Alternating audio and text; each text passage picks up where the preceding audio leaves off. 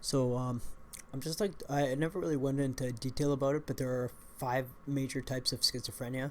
So the first one I'm going to talk about, and I'm going to be very brief with them, is catatonic schizophrenia. So a lot of people with catatonic schizophrenia generally have rigid muscles, sort of like a sort of stolid face, not much expression on their face, reduced sensitivity to pain, uh, flat affect, which can affect any type of schizophrenia. But I mean, they're a little bit more flat affect.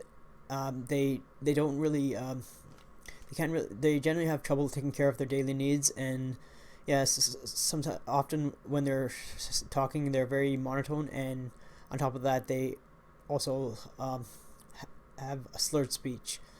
The second one I'm going to talk about is the one that I'm mostly associated with, but however I'm considered undifferentiated, which I'll get to later. But it is disorganized schizophrenia.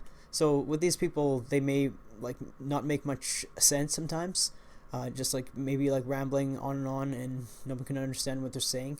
Uh, Other times, they just can't seem to find anything when things are in order. Things they can't find things, but they're generally work better in a disorganized environment. Third type is the most common one that you hear people talk about it, which is paranoid schizophrenia.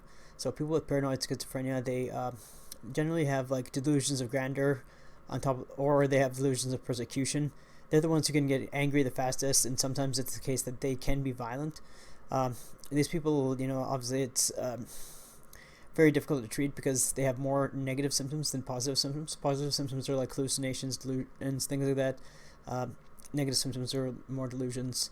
So then there's undifferentiated, which means people can just have a variety of symptoms. Like, I mean, they don't fit through one of these, I mean, like a person like me, for example, who does have delusions of grandeur, sometimes delusions of persecution, but I don't really tend to get angry very often. I mean, I do, but that's because of complex PTSD, not because of schizophrenia, because I didn't have that problem before. But all the same, yeah, these people show a combination.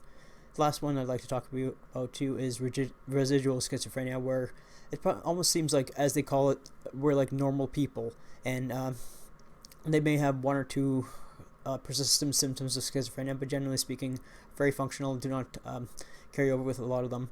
So generally, the ones that they usually have, usual types they have are flat affect, anhedonia, which is inability to feel pleasure, or just hallucinations. As always, thanks for watching.